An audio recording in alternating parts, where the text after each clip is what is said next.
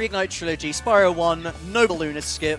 Timer. Well, I'll start a timer. Do a little countdown now. 5, 4, 3, 2, 1. Let's go. And we're away. And we are away. So here we are in the world of dragons. So a few folks that know got a. This is the next thing. That's that. Okay.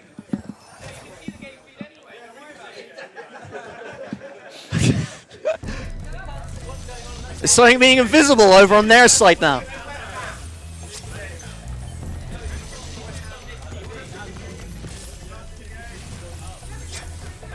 Hey! Nice. So what Nice. happened at the start then with that first dragon? That first dragon, Yeah. right? So basically, now Nestor's a bit of a naughty one because he basically tries to stop you from skipping him, right? See, from what we had in the prototype version, he's important, but You cannot not skip in this. we cannot skip is it. important. But it's important. But in Reignited, thankfully, if you jump at the very beginning of his cutscene, when you see Spyro fall down, if you then just when that happens, make sure to jump and then basically mash triangle, and you can skip him just like every other dragon in the game. Him and Magnus are like the final Magnus dragon are the only two dragons that basically try to stop you from skipping. But thankfully, Toys for Bob have got the speedrunners' backs, and they've got us that they got us that to help us out. So this is any % Noble Lunar Skip. Now Noble Lunar Skip is basically because there is a skip that was found relatively recently, about 2 months ago from now, which allowed us to skip basically the entire game. Now, I don't want to skip the entire game. We're going to try and play it just as the game intends us to, go through it. So basically our requirement, nice, and you just hopped over Gavin there. So obviously we have to go through homeworlds just as we're meant to. Our requirements are 10 dragons, 10 dragons for artisans, 1,200 gems for peacekeepers, 5 eggs for magic crafters, 50 dragons for beastmakers, and 6,000 gems for Jacques. So basically, I'm going to go through this route, which will be one of the more optimized routes for the category, and then you'll see a few little tricks along the way. And speaking of which, I'm just about to enter one of the first big tricks within both any % categories, which is Nils Fairy Proxy. Now, with Nils Fairy Proxy, if you can try and stand on a certain part of this platform, Fairy will get you up, literally will hop you up, and then you can just jump over and carry on to the next dragon nice and quick. I like this trick. This trick's good. Normally Good you'd have trick. to go around the entire level, doing a lot of arduous jumping and gliding to be able to get to that place normally, so it's quite a nice little skip. It's a nice little homage as well to a trick that you can do in the originals, because there was a trick that still allows you to get up this wall. So again, I don't know what that was, but that was a flying. What? Nice. I was like about to ask the question if you found a way to be more consistent at that, because I remember that happening quite often. Shoutouts to the yeet. That's the yeet. So yeet's in chat for that. Come on, let's get the fairy back. Yeetus. There we go. Hi, Spyro. I have to play the fairy again, and then basically try and do this again. Come on. There is a more consistent way of doing it, but I like to play a little bit dangerous. There we go. Nice. So yeah, we can basically use certain things within the levels, like these fan chests, to basically manipulate how we get certain gems. So as you saw there, the fan hopped over to that chest and then broke, and then homed right into Spyro, just as we needed to try and make sure to go nice and quick. Can't believe I'd done the yeet right at the beginning.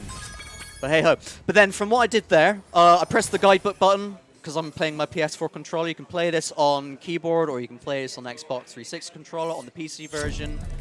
And yeah, and carry on like that.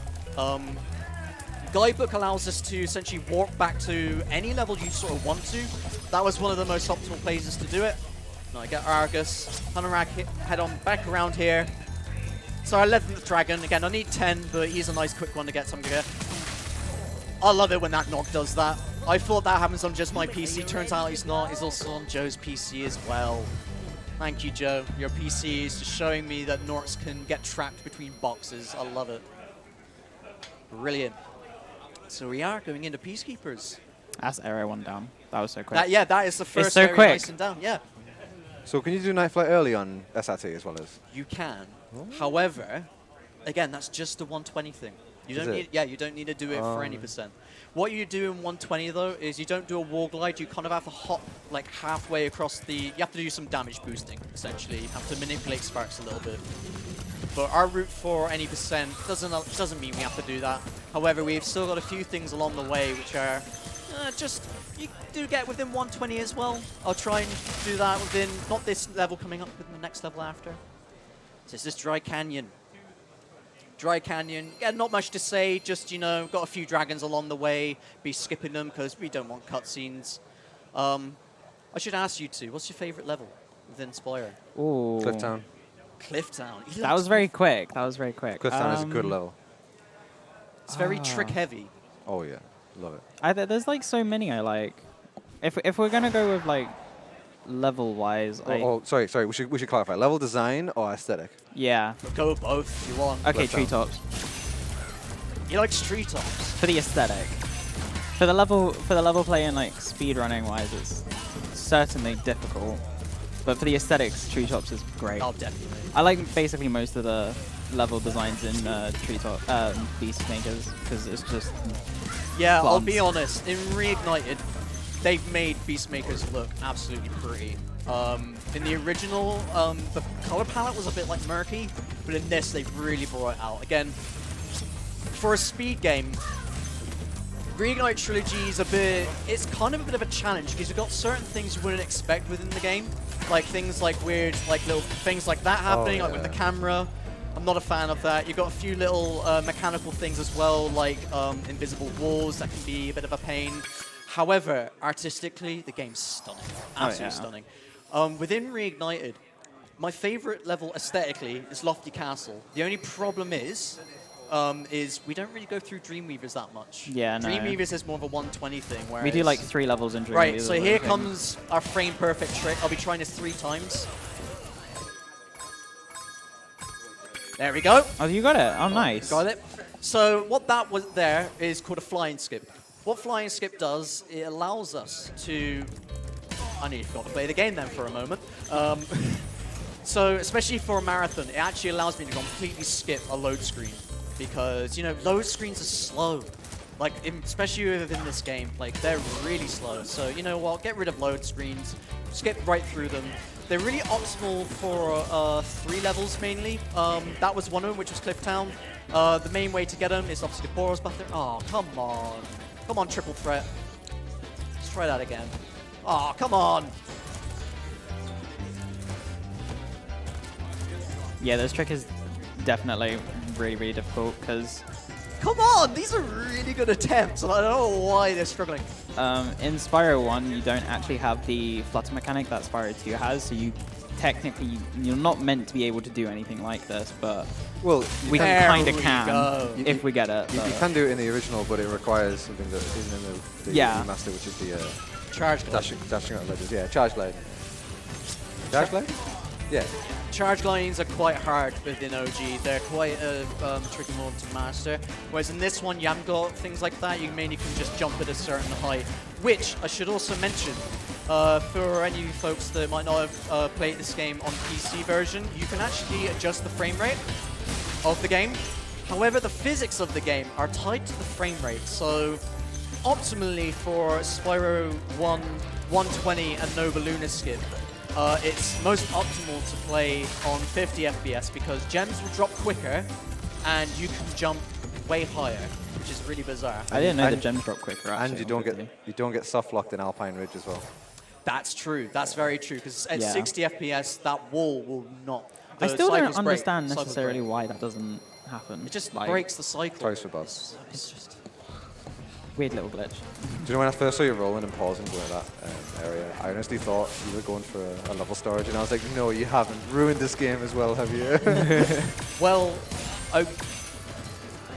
it's the exact same method to getting level storage, Yeah. though. So what you're doing is you're basically caching the level information within the pause menu, but you can exit level. If I press exit level, completely break the game. So, is there only certain loading screens it's worth going for, or would all loading screens be faster if you did it? Yeah, consistently? there. Shout outs to Lulu Potate. Lulu did a little bit of research because there are certain levels. Technically, I could try and do it within every single load screen for real time. However, real time, so obviously I could try and do it for this marathon, but there's only really best for me to do it for 3 levels because it saves most optimally for our timer, which is the loadless timer. So again, I should mention about how the game is timed as well within a cross between PC and console. So on PC, we have in-game timer, real timer, and loadless timer, and on console we just have our in-game timer and real timer. So our real timer is what you're seeing right now on through the marathon, which is basically how it gets timed, normally, including load screens and everything. Leaderboards don't account for this. However, on console, we account for the in-game timer, which basically I will show right at the end of the run. Again, so I'm basically won't find that out until the very end, which is a timer that includes everything like things that don't include like load screens and all that sort of thing. It's basically when you're in the level. However, it doesn't account for menuing. However, menuing is really, really important when playing the speed game, obviously. If you want to manipulate the game, or manipulate a speed run where you can literally pause, go to the toilet, come back, and still at the exact same time, you wouldn't want anything like that. Getting a bit of Dark Souls vibes. If you got time for donations at some point, just if you're ready for it now, go right ahead. sure thing. So we've actually got a few. Yeah, go ahead. Got one from Watcher that says, that's $15 from Watcher, says, through the fire and the flames we carry on. We do indeed. Through the fire and flames. Fire and flames we carry on indeed. We also have $50 from Tiny Tim, Hey, nice one, Tim! who says, hey all, I had to donate to this amazing event, Yeah. and also to my amazing friend Nost. Good luck with your run, and thank you so much for getting this event going through everything. So sorry I couldn't join you, but hope to see you and everyone else next year. Cheers. Yeah, we miss you, Tim. Thank you so much for your donation, mate. You are an absolute legend, and again, we will love to see you again next year. Got a few more if that's, you got time? Yep, go ahead. There's $5 from Peppermint Bubble. It says, I can't give a lot, but every little helps. And it certainly does. Thank you for that. $20 from Lightsen. Highlight. Best of luck to Nost. $20 to the Fairy Proxy Yeet. Yeet. Yes! Thank you so much, Light, and thank you so much, everyone, for your donations. Keep them coming in. It goes to a really good cause. We're donating towards Wings for Life, which is Red Bull's charity, which is in aid for spinal research, which is a very, very good cause. So please keep on those donations rolling. Oh, I don't think we asked. What's your favourite level aesthetically? Oh, yeah. Did I say it? I said a moment ago. Oh, did you? Oh, Well, Oh, yeah, you wasn't did. listening, I sorry. said Lofty was best aesthetically. Actually, Oh. I should mention, to play in though, Ice Cavern's actually my favorite. So we're just Ice, about to enter yeah. my favorite level right now. Now with Ice Cavern, it's got a few like little mechanical like tricks. Not mechanical tricks, sorry. Platforming tricks, which is really, really cool. But also in 120%, there's certain routings about it, which just feels really, really nice to do. Like you can do a death abuse route or you can do a non-death abuse route, and they both actually are quite optimal routes. But again, enough of 120, this is at any percent. And with this, you can go up, pick up loads of gems, and we've got a little bit of magic stairs coming up a little bit later, which is quite a difficult platforming trick. But once you get magic stairs, it means that, it's a nice pace, very, very good pace. Magic Stairs was the first trick I learned to do in the original Spyro, and I love it. It's so a lot more difficult to do in the original, but in this, it's sort of similar, but you have to kind of keep pressing a certain mechanic. You have to pressing jump like all the time on every step. It's like stepping stones a little bit. Here we go. So M-A-G. Oh, just mag. Just mag. Mag. Mag. C, there we go. Close enough. I don't know if I can put exclamation magic in your chat for that one. Not in this chat. So, that guy in the original, if you hit him to the left, gets knocked off in one. Is their distances changed, like with a lot of the enemies in the game, like how far they get hit back? Or? Some of them. So like, the guy who would have been like behind there with the 5 gem, you can charge him once and he'll fall down. But with that guy, with a few of them, generally some of the distances, you do have to especially with the chargeable ones, the movable ones, you have to charge a little bit more, and just push them off. And there we go, that's Peacekeeper's done. So we had obviously still collecting dragons, still collecting gems, still collecting eggs all along the way. Make sure we have 1,200 gems at this moment. Obviously, you see I'm very well in gem count there. Yeah. Chilling? Yeah. Nice load screen now, just watching Spyro listen on through. So I guess you can't pause buffer balloons when you transfer them. No, yeah, we have to sit through these. There's no balloonist skip. No, sorry, I mean like the balloon animation to go from one world to another. Oh yeah, no, not at all. Similar to like the level storage, like loading screen skip. Yeah. So I should mention what I did there as well. That was a little animation skip for the thieves. So another thing I should mention about with thieves is when you are jumping, just as you get them, so if you flame them as you are, again, falling in the air, you can skip their entire animation of the egg basically honing into Spyro. However, if you miss that animation skip, you will lose like about 3 seconds, which obviously is not nice. We want to make sure we go through this quick, skipping some animations as much as we can. And also, I completely forgot about mentioning about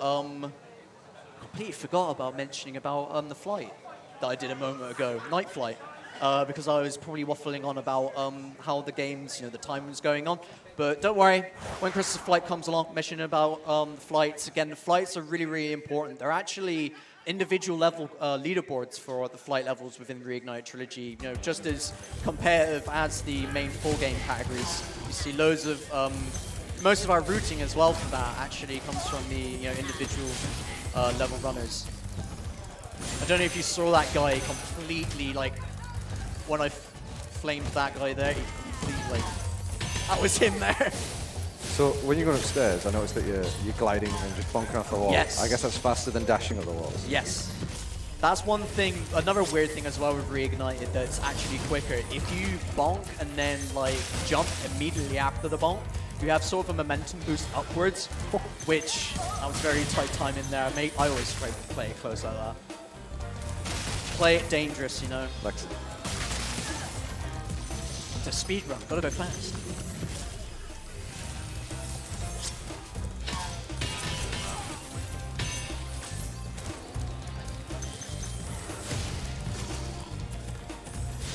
I'm glad at least I got one flying skip, because again, they're technically frame perfect tricks to do. So like with those firework chests as well, I should mention that the best thing to do as well in this game is to, now this is another little thing that's different from OG, is that in OG, if you charge firework chests and such, a fountain of gems come out of them, they don't home. However, in Reignited Trilogy, they home immediately into you when you charge into them. So obviously that's a better thing to do. Yeah, the only way the homing works in the original is if you charge into them and then are underneath the floor, then it'll home into you. But it doesn't home into you if you get knocked away from it. Exactly, which is nice about this one. Also, another problematic thing within this game is when you have certain enemies or certain things that have fountains of gems popping out of them. Those fountains don't really home into Spyro very well. They have to sort of touch the ground before they home in. Sparks' programming is a bit bizarre in this game. Sometimes he'll listen to a gem, sometimes he won't. So like you kind of have to be patient with him. Sometimes he'll pick him up, sometimes he won't. But the one thing you have to make sure you don't do is lose him. So if you lose him, the only way you're going to be getting gems is to walk over them, and that's a little bit awkward to do. There is actually one moment where generally I do lose Sparks, but that's just because the gems are quite easy to kind of walk on top of because they're in like a bit of a square. So, and that'll be in Blowhard a little bit later, but hopefully, fingers crossed, I won't lose him. From Subway? No? Okay. Does anyone in chat want anything from Subway?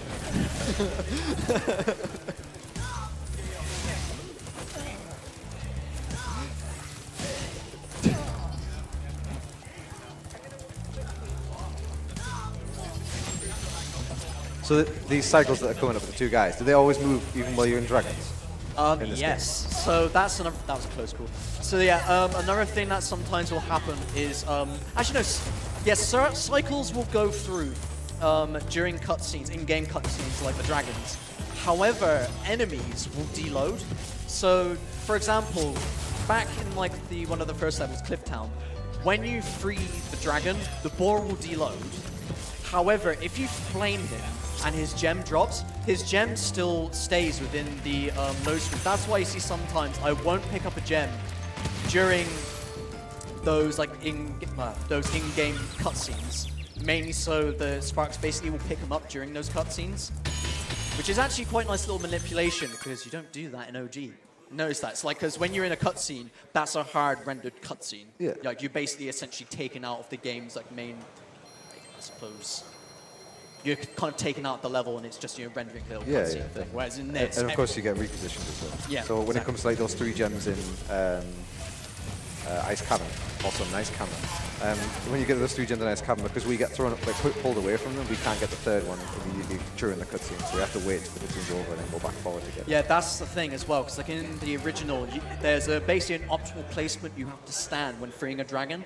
In Reignited, you know, Spyro sometimes says when you free a dragon, dragons are optional. Once they're freed, you walk straight through them, and then get to a certain position. However, there's some times where if Spyro arrives at that position a little bit late, the game will snap the camera immediately like around to Spyro, and you can get this weird camera spin like artifact happen, which actually is quite funky, but it can be a bit distracting at times.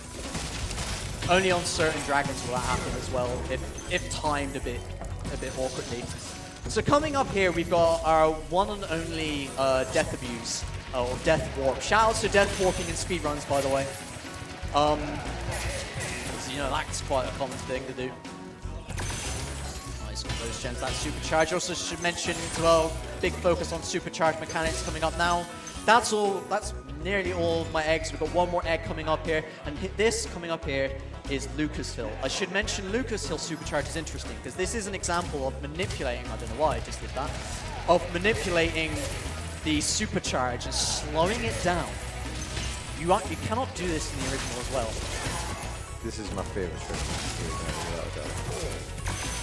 Oh, so close, but that's still fair. That's still quite good enough. Oh yeah. I'll take that. Again, go down to enemy. There we go. That was quite nice. Probably one slight little frame off, and I would have missed that. There we go, 3 hexes, and there we are out of Wizard Peak.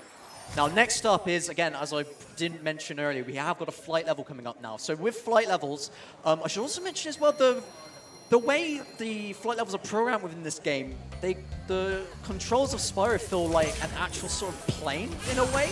So it's like proper like flight sort of mechanics. You drift. Again, the same with the charging. You have a lot of drifting sort of going on. Mainly because a lot of the physics are kind of based, I think, a bit more on like how the angular momentum and stuff like that changes. That's why generally your turnings with supercharge are a lot sharper. Your pivots as well are quite nice in this, whereas in the original, if you pivot, that's time loss. No, don't talk about pivots. Oh. No. Are the planes harder in this level? Would you say? No, I'd say they're easier. I'd say they're quite easier because I know in the original they're quite hard. They're quite hard to snag. They're a lot easier in this. Have we got time for another donation? Few donations there? Yeah, go ahead. Okay, we have $35 from Pods Dragon, Hey, Pods. who says, "Hey y'all, Pods here. Sadly, I couldn't make it to the event, but hopefully everyone has fun, and also, hopefully we can get some money for some wings. Good luck, Nost. Donations go towards killing the animals." Thank you so much. We do not Pods. actually have a donation incentive for that, just to clarify to everyone. Thank you so much, though, Pods. Again, we're missing you, dude. Hopefully, we can see you next time. We also have $100 from Rusix, who says, "Glad to see you guys got the event running, despite all the challenges. Best of luck to all the runners." That's awesome. And why stop there? We have another $100 from That's Tootin, amazing. who says, "Amid the trials and setbacks, here we are. Thank you to all of the organizers for your determination, and we'll get this event going for a great cause. Best of luck to the runners."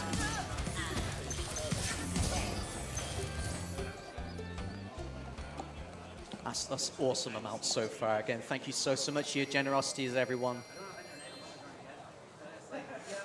So why is this the best level? Because he's blowhard. Oh, you mean Joe Tornado? Tornado Joe, That was sorry. it. Yeah. Tornado Joe. He's got 3 names. Blowhard, Tornado Joe, and Hurricane Hat. I like Hurricane Hat. That's kind of Yeah, that's the cool. Japanese name. That's the Japanese. I'm going to go with Hurricane Hat. Yeah. then. But the weird thing is, though, again, I don't know if anyone knows much about, there's a prototype version of the first game that's just been released, and actually has, like, loads of insight on why he's actually called Hurricane Hat. Is it because he's got a hat and he is also kind of a hurricane? Sort of, but at the same time, all of his power is technically within his hat, lore-wise. But within this, they made this boss a lot easier, which, to be fair, so they should have, because the prototype boss is full with bugs and really difficult. So another thing I should mention about Blowhard. Blowhard's level in general is mainly down to cycles. You start noticing the cycles are actually quite important within this part of the run. We've got another level coming up called Terrace Village, which is also down to cycles of the electric pads. Did I get that 25 gem? I saw a 25, yeah. I saw a 10. 388? Yeah. It's a 388? No, I didn't get it. Did it really? It was like one slight bit off. Sometimes the game, if the gem starts homing in, sometimes it will count it, sometimes it won't. And I think it's all down to how close that gem is, like to Spyro. I felt like I saw a 2 and a 5, though. I mean, it's not too much of a big deal because you were overgemmed Yeah. coming out of Un- Peacekeepers. But then that also could At have this changed going point, through. at this point in the run, I'm actually slightly undergemmed. Yeah, I'll because warn that you would there. have that would have changed through. Massively. That's why I don't want to Magic miss that 25, but well. Again, I'll try and make up for that. I'd rather get the run finished. Is there any like pockets of gems that you know, oh, if something goes wrong, I'll just go a slight detour, get these extra like 10 gems or whatever, like in a certain location? You've Yeah. got like spots where you have backups. Yeah, there's the frogs in Misty Bog. Are you a masochist? Well, Why yeah, the but frogs? they're not that bad. They're not that bad in Reignited. Oh, they're not? You'll see. They're being nerfed big time. Oh, okay. But no, in the original, they are awful. Misty Bog in general is just an awful level. the brutality. Yes. It still sort of is when Reignited, but I think it's more like the fact that it's the successor to the worst level in history. yeah, it's just community accepted. You know, it's just the worst level in history. There's a reason why Stuart Copeland is composed it based off of the, the credits of the game, because it's literally telling the player this is the end for you, player. Metaphorically, or musically metaphorically. It's the drummer of Police. He's got style. He's got class. What a legend. Got a couple more for you here if you're ready. Yeah, go ahead. $10 from Phoenix Aki, who says, "Best of luck, Nost. You're a great guy to have representing the Spyro community at QuickCade." Thank you so Yeet. much. Thank you so much, Phoenix. And we You're a have Jacob some numbers. $5. Shoutouts to Nost, one of the coolest dudes in the community that helped me learn a lot about this run. Hey, thank you so much. Yeah, is that probably through my I have got tutorials for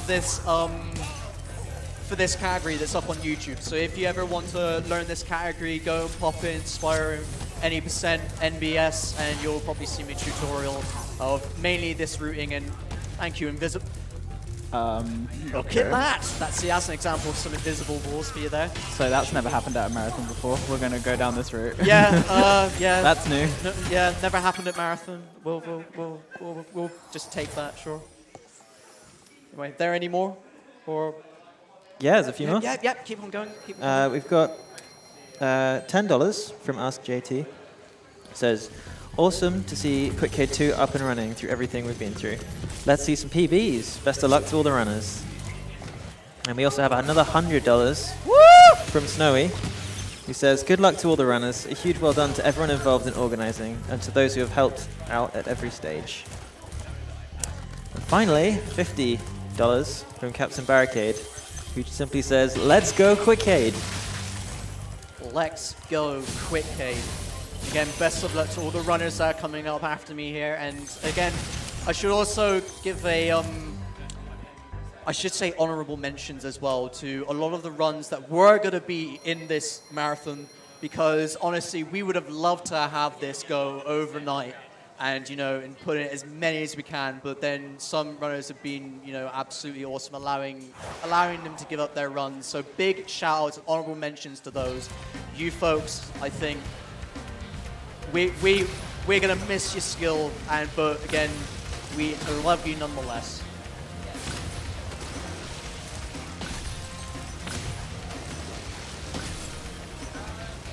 So here is Wild Flight. Wild Flight, whoa, that's shrapnel. Danger archway, by the way. So Wild Flight, I'd say, is probably the worst flight of this game. They weren't kidding, it is wild. Pretty damn wild. Now the reason why it's difficult now, as you can see, the lower Spyro flies, the quicker he sort of goes. That's why you see me kind of fly quite low. And obviously, even with Wild Flight, the height of the level is, you have to go right close to that water.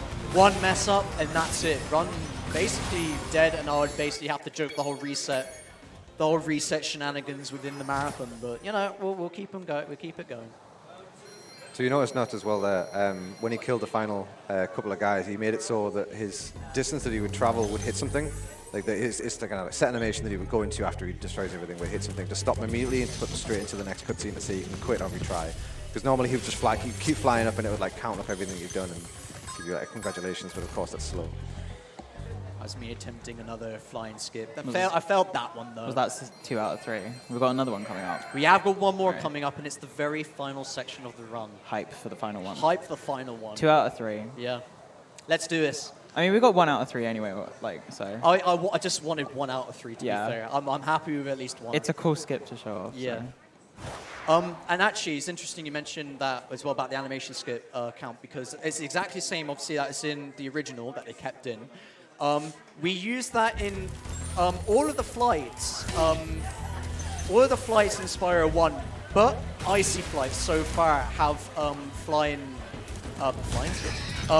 Animation skip. animation skips. Yeah, that's the one. And here we are. This is Misty Bog. Oh, this is where the enemy difficulty is ramped up to max. We also have Dark Passage, but obviously we're not going to be doing this in NBS because of gen count. Now this routing though, come on. There we go. Now the main thing is obviously is to not get hit. Get hit in this level, then oof, Just don't get hit forehead. don't get hit forehead. Easy as that. Just don't get hit. Easy clap. Right, here are these frogs. I'm just gonna try and see if we can get them in the route a little bit. Well, that's 2 of them down, and they literally walked right into my path as well. So optimal frogs. Not so optimal frogs, but I'll take them anyway.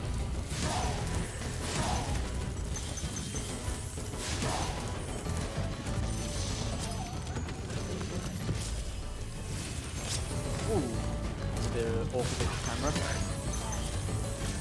So, you know the guys who eat you in this level? Yes. What's their name?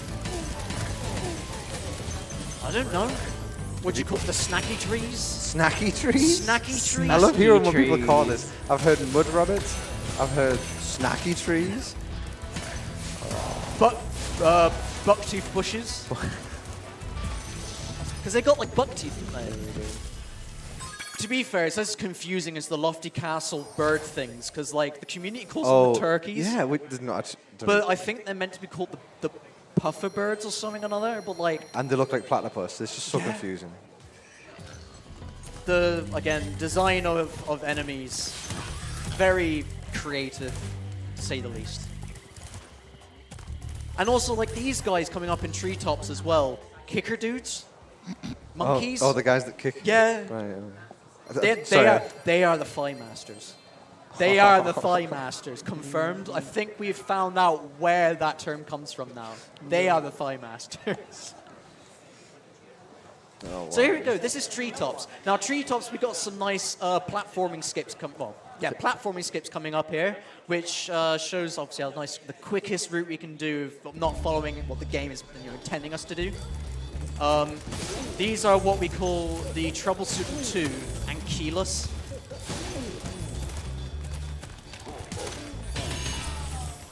So you see I got this key. We might not actually need this key if I can do a nice little supercharge manipulation. You know, keys are optional. Oh, can you just straight... Oh, sorry, no. I thought you were thinking about... Right, so the this other is troublesome one. So as you see it, you know I said that you can turn a lot more sharply. That's one reason how you can turn loads more sharply. one. Can you turn more sharply on D-pad as opposed to analog sticks in Spyro 2 and 3? I don't think so. Because with D-pad, there's a set amount of turning, I believe. I might be wrong. I need to double check that. I may just play with analog, you know.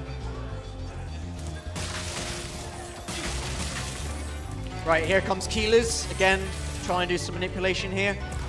Hogging the wall, slowing that supercharge down, kill the enemy, destroy their chest. And now, I've essentially stored that key on the screen. Don't know why he's there, don't need it anymore. Right, I'm going to also try a little bit of manipulation here, if I can. Nah, messed that up. It's fine though.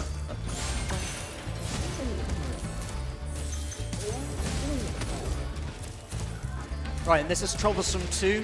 This is also an homage to Stone Knot, the Stone Knot trick in OG. Do you do Stone Knot in your runs? I do. So that's basically our answer to it in Reignited. Just the fact that we can turn really, really sharply and just double round on that supercharge.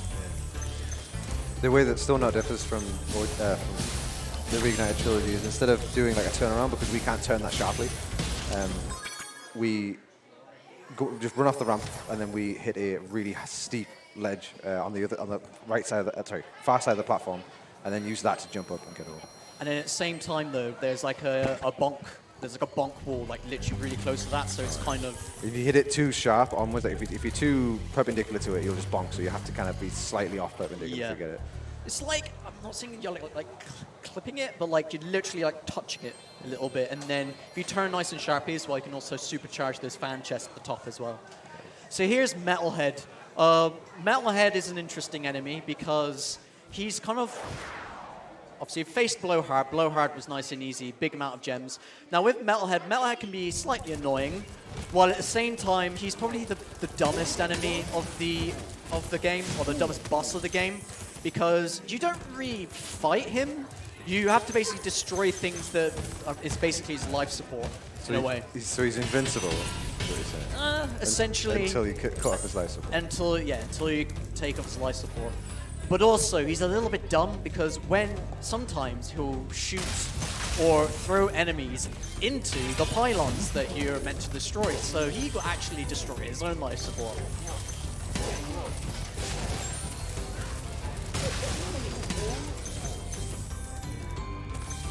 Again, the cycles within this, I don't know why that gem is there.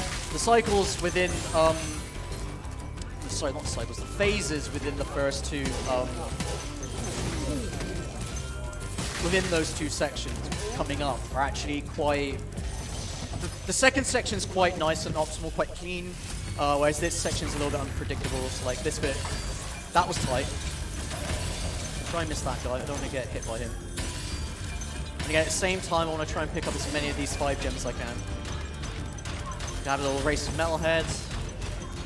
Get all these gems up here. Again, these bosses have some nice good gem counts, that's why we do them. Especially Jacques that's coming up last. Jacques like one of the most important levels within this run. Oh yeah, it's like 225 gems or something in like 10 seconds. Yeah.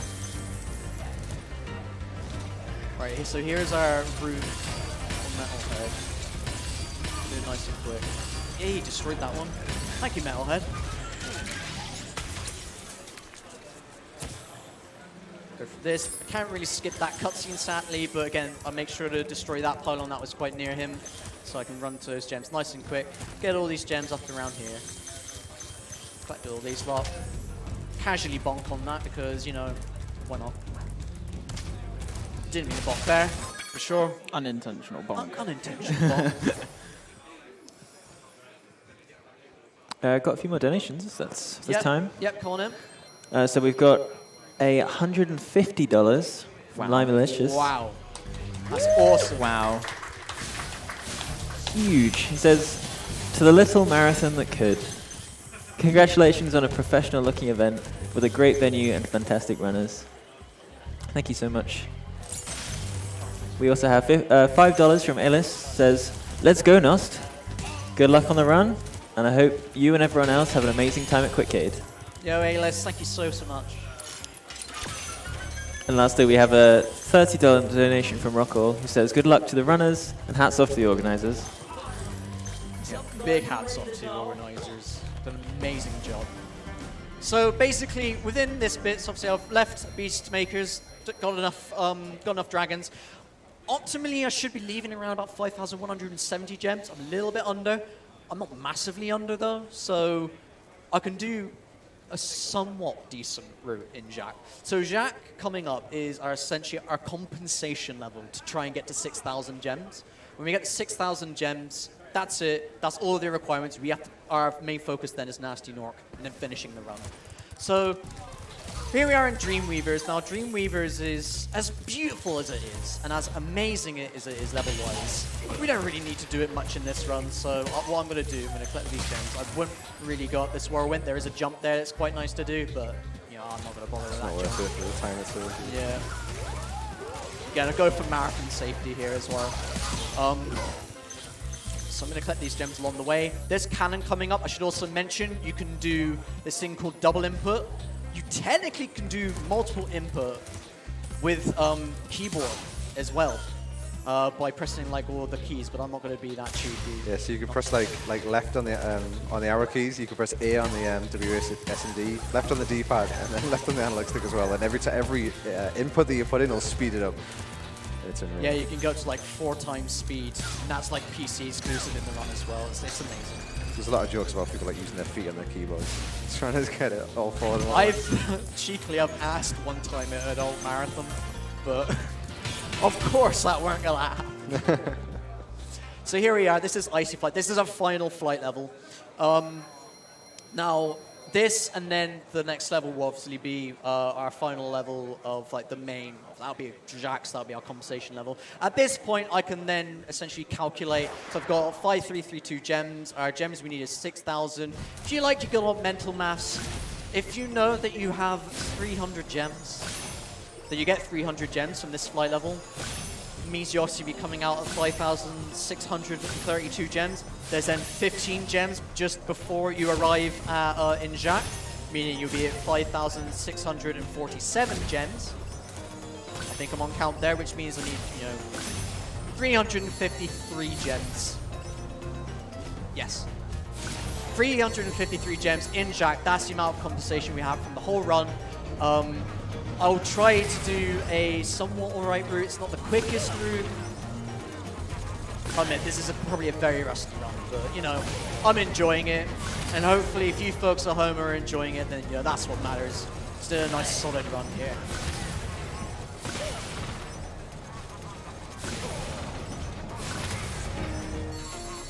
So yeah, as I said earlier, Icy Flight is like the only flight we don't have an animation skip, so we have to go through here. We shout outs to Toasted Cat, who was our previous world record holder for this. He and I were having a little look into thinking, okay, how do we might try and route in an animation skip, but to do that, we also have to lose the same amount of time it takes, to sit through the animation. So what's the point? Might as well just go through it. Optimally is that. So here comes Jack. Again, the route changes depending on the amount of gems that you collect throughout the entire run. So because I only need 353 gems, I'm going to try and do a somewhat longer route. It's not, you would collect a little bit more gems along the way. I blame that 25 gem and Blowhard not collecting. If I had that gem, then I would have, I would have done the quickest route for you all. But now we've had to lose time with that. So I'm going to go up, collect these gems along here. There's 5 gems here. Do you ever go to collect the gems on the left-hand side with the dragon?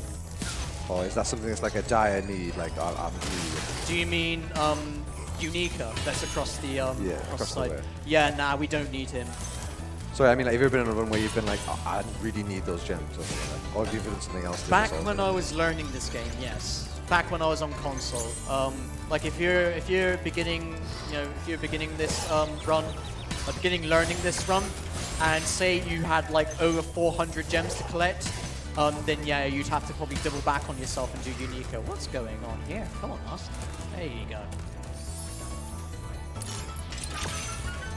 But yeah, so that's only if, you know, you need more than like 400 gems. You can get 500 gems maximum within Jack.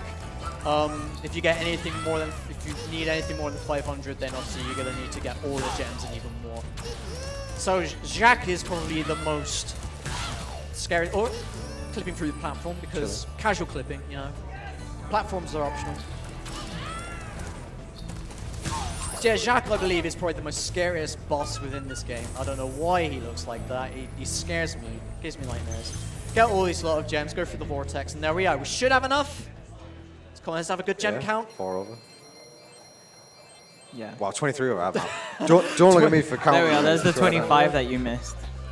It came back. Dang. Now I should have. Now I could have done quicker in Jack now. Dang. So now all we need to do now is get to Nasty as quick as we can. To do this, there's a PC version exclusive in North Cove. This is shout outs to obviously Spyro 2 runners and Reignited Spyro 3 runners as well, because a new thing that was introduced to us in PC exclusives, or discovered we should say, was wall glides. Now in the originals, you know, wall glides were a thing, but back when we were running on console, they weren't very prevalent. They weren't a thing basically. And then when they brought it over to PC, I kind of have a feeling there's like, you know, a little bit of a like some of these like mechanics, some of the gliding mechanics within the walls, those interactions, collision kind of, I don't know if it's been turned down or something, or whether the frame rate's done it, I have no idea. But you know what? I kind of feel like, because a lot of us runners were thinking, oh, we need a North Cove skip. Because originally, you just have to run through Cove as quick as you can, and it can get really, really slow. It gets really boring. And instead, we've got this nice little wall glide trick. So I'm basically going to skip the entire level doing this wall glide coming up right here. I'm going to get this sprat as well, because I don't like blue sprats here. Okay. Give it a few tries. Oh, chilling. Oh, there we go. Nice. Second try, that's not bad. Yeah, second try is better than anything more than 5. You know, I struggle with that sometimes. I remember watching one of your runs.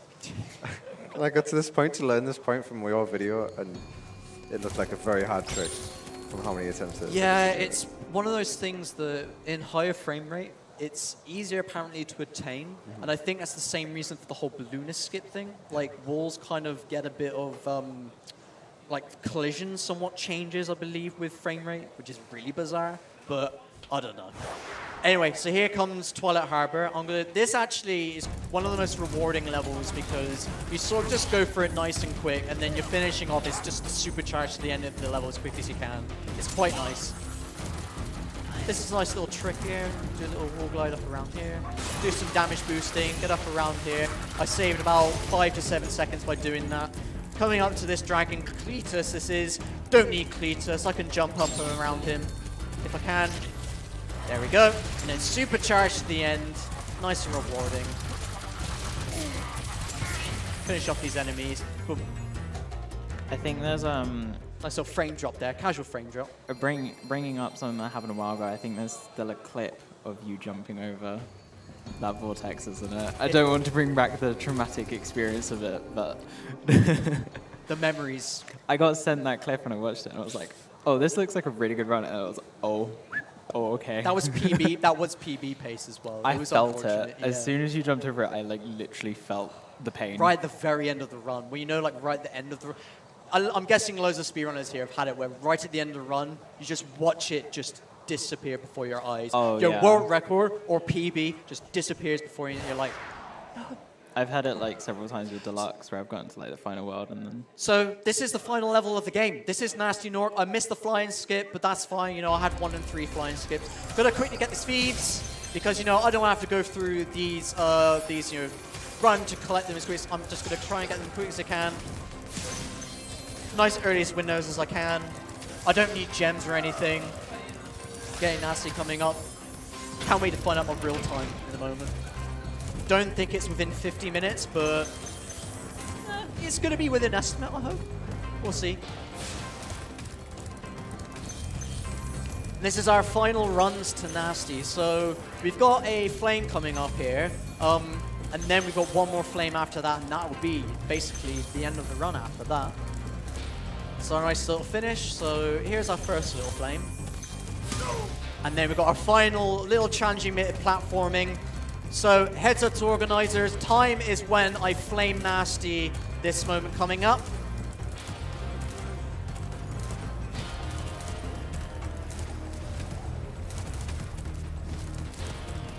Time!